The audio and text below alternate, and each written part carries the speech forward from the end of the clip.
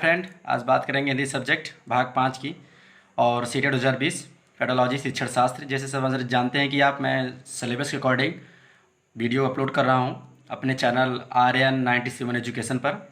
तो मित्रों, वीडियो आप लोग देखते रहिए क्योंकि मैं इस नोट्स को कई पुस्तकों के साथ मिलाकर बनाता हूं और आपको इस यूट्यूब के माध्यम से, इस वीडियो के माध्यम से आप तक पहुंचाने की कोशिश करता हूं। तो मित्रों, वीडियो आप लोग पूरा देखा करिए क्योंकि मैं बड़े मेहनत के साथ बनाता हूं। प्लीज़ आपसे रिक्वेस्ट है कि आप वीडियो पूरा देखा करिए।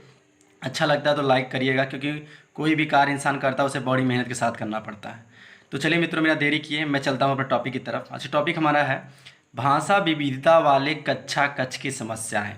इसे हमारा क्वेश्चन हमेशा पूछता है भाषा विविधता के बारे में, भाषा बहुभाषिकता क्या होती है, भाषा विविधता क्या होती है। इसे हमारा क्वेश्चन सीटेट में काफ़ी ज़्यादा देखने को मिलता है। आप बैक पेपर उठा के देख लीजिएगा, बहुभाषिकता से, विविधता से हमारा क्वेश्चन मिलेगा आपको। देखिए क्या है भाषा विविधता। फिर देखिए क्या लिखा हमने, डिफाइंड किया है यहाँ पे, परिभाषित किया है भाषा विविधता को। भाषा विविधता की बहुभाषिकता भी कह सकते हैं। मतलब भाषा विविधता को हम क्या सकते हैं, बहुभाषिकता। बहुभाषिकता मतलब एक से अधिक भाषाओं का प्रयोग, ये हमारा क्या कहलाता है, बहुभाषिकता कहलाती है या वही विविधता कहलाती है। समझ गए आप। फिर देखिए भाषा एक भारत हमारा जो है एक बहुभाषिक देश है। मतलब हमारे भारत में निम्न प्रकार की भाषाएं हैं, कई प्रकार की भाषाएं बोली जाती हैं। ठीक है, यहाँ हर क्षेत्र में अलग अलग भाषाएं बोली जाती हैं। जैसे मैंने आपको कहा कि हमारे भारत में कई प्रकार की भाषाएं बोली जाती हैं। ठीक है, कन्नड़, मराठी, गुजराती, इस तरह की भाषाएं बोली जाती हैं। ठीक है, देखिए जब एक ही कक्षा में अलग अलग स्थान से बच्चे आते हैं तो उनकी मातृभाषाएं अलग अलग होती हैं। ऐसी कक्षाएं में भाषा विविधता वाली कक्षा कहा जाता है। मतलब देखिए कोई बच्चा किस गांव से पढ़ने आ रहा है, कोई बच्चा कहाँ से आ रहा है, कोई कहाँ से आ रहा है, तो क्या होगा, हर जगह की भाषाएं अलग अलग होती हैं। तो उसे हम क्या कहेंगे, जब वो बच्चे हमारे क्लास में पढ़ने आते हैं तो वह अपने अपने प्रकार की भाषाएं बोलते हैं जहाँ को उनकी भाषाएं हैं। तो वह क्या बहुभाषिक कक्षा हमारी कहलाती है। जहाँ निम्न प्रकार की भाषाएं बोले जाएं, कई प्रकार की भाषाएं बोली जाती हैं, उसे हम बहुभाषिकता कहते हैं। और वही हमारी कक्षा में निम्न प्रकार की भाषाएं बोली जाती है तो उसे हम बहुभाषिकता या विविधता वाली कक्षा कहते हैं। विविधता मतलब होता है विभिन्न, विविधता शब्द का मतलब होता है भिन्न। ठीक है, अब देखिए मैंने नीचे लिखा है जो चुनौतीपूर्ण समस्याएं क्या होती है। जो बहुभाषिक वाले बच्चे होते हैं उनको किसी समस्या होती है, कैसी समस्या का सामना करना पड़ता है, कैसी चुनौतियां उनके सामने आती हैं।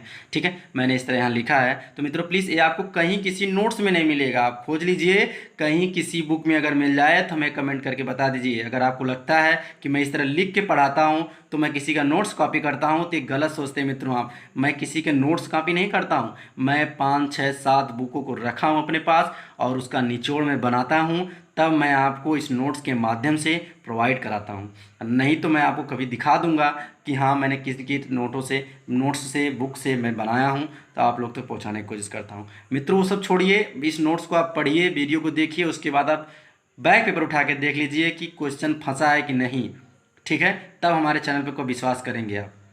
अगर आपको लगता है कि नहीं मैं गलत पढ़ाता हूँ तो कोई बात नहीं मित्रों, लेकिन अगर किसी को इस तरह से इतनी टाइम ख़त्म करने की ज़रूरत नहीं है कि जो आप तक पहुँचाए, लेकिन मित्रों मैं इसे बहुत ही मेहनत के साथ बनाता हूँ। इसलिए आपसे रिक्वेस्ट करता हूँ कि मेरी मेहनत को सार्थक में लाइए। प्लीज़ आप लोग चैनल और वीडियो को पूरा हमारे देखिएगा। इस नोट्स को देखिए, समस्या चुनौतियाँ। यदि बच्चे की मातृभाषा हिंदी नहीं है तो उसे हिंदी पुस्तक पढ़ने व समझने में समस्या हो सकती है।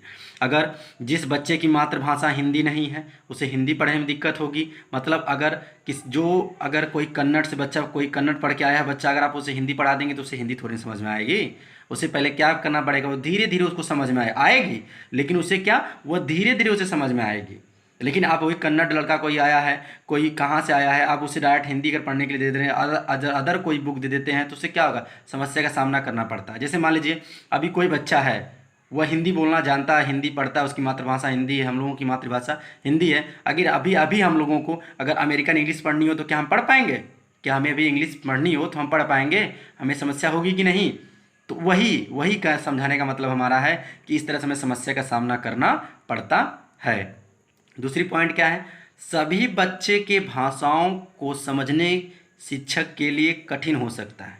मतलब ये भी एक समस्या है भाई कि किसी बच्चे की कन्नड़ है, कोई हिंदी बोलता है, कोई गुजराती बोलता है, कोई मराठी बोलता है, इस तरह की भाषाएं अगर बोलता है तो आप अध्यापक को समस्या होगी, क्योंकि अध्यापक भाई पूरी सब उसको मतलब हर भाषाओं के ज्ञान तो है नहीं, लेकिन वह कोशिश करता है, ज्ञान करता है, क्योंकि आप लोग भी पढ़े हैं और वो देखते हैं कि अध्यापक को किन किन समस्याओं का सामना करना पड़ता है। ठीक है, अगर उसकी मातृभाषा अध्यापक की हिंदी है तो वह इंग्लिश अगर पढ़ा है तो भी इंग्लिश पढ़ा सकता है, लेकिन अगर उससे कहीं मराठी पढ़ा दे, गुजराती पढ़ा दे तो नहीं पढ़ा पाएगा ना, उसके लिए समस्या तो होगी। ठीक है, अब देखिए पॉइंट नंबर 4 को मैं व्याख्या करता हूँ। शिक्षक को इस योग्य बनना होता है कि वह प्रत्येक बच्चों को अभिव्यक्त को समझ सके। मतलब शिक्षक को ऐसा मतलब बनना पड़ता है, इस योग्य बनना पड़ता है कि वह बच्चों को उसकी अभिव्यक्ति को समझ सके। फिर भी शिक्षक क्या करता है, कहीं न कहीं किसी न किसी माध्यम से उसे योग्य बनता है, कहीं नोट से पढ़ता है, कहीं बुक से, कहीं न किसी किसी माध्यम से वो चीज़ को जानता है कि मैं बच्चों को परिपक्व कर सकूं, क्योंकि एक अध्यापक ही बच्चे का भविष्य बनाता है और बिगाड़ता है। इसलिए अध्यापक सोचता है कि मैं बच्चों की भावनाओं को समझूं और उसे अभिव्यक्त कर सकूं। ठीक है, इसलिए उसे कई भाषाओं का ज्ञान करना अति आवश्यक माना जाता है।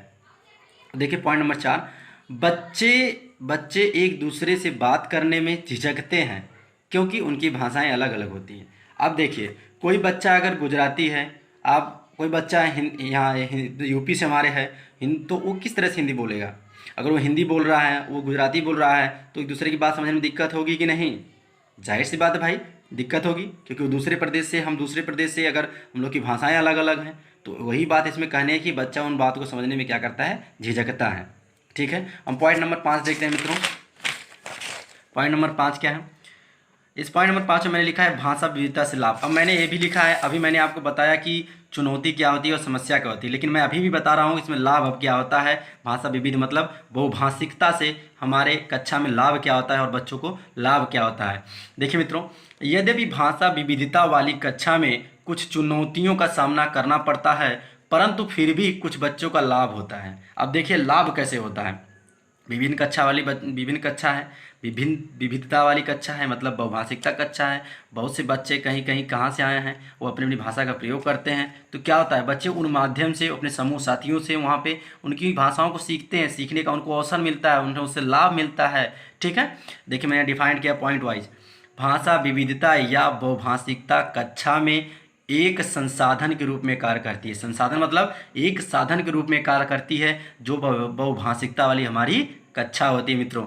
मतलब जहाँ विभिन्न प्रकार की कक्षाएं में हमारे बच्चे बोल रहे हैं भाषा को, उसमें क्या होगा, बच्चे एक दूसरे की भाषा को समझने की कोशिश करेंगे, तो एक दूसरे को वह क्या करेंगे, संसाधन के रूप में कार्य करेगी, सीखने का अवसर दे रही है कि हाँ वह एक से अधिक भाषा बोलने का प्रयास कर रहे हैं।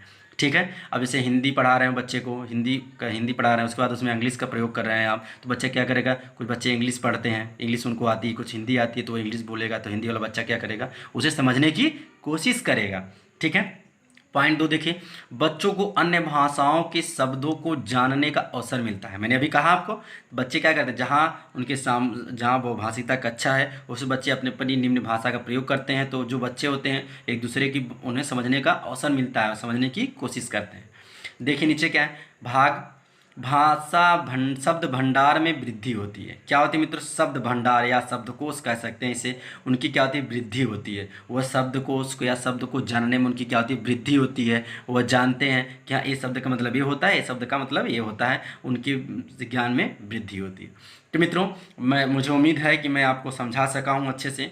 तो प्लीज़ मित्रों अगर अच्छा लगा हो तो मेरे चैनल को सब्सक्राइब और शेयर और लाइक करिएगा। तो मित्रों आप कहीं भी किसी भी बुक में नहीं पाएंगे, और आप जानते हैं कि भाषा विविधता से हमारी सब्जेक्ट हिंदी में और सीटेट में पेडोलॉजी में क्वेश्चन आया है और आता है, या आता रहेगा, ये मैं चैलेंज करता हूँ। आप सीटेट के नोट बैग पेपर उठा के देख लीजिए, आपको मिलेगा।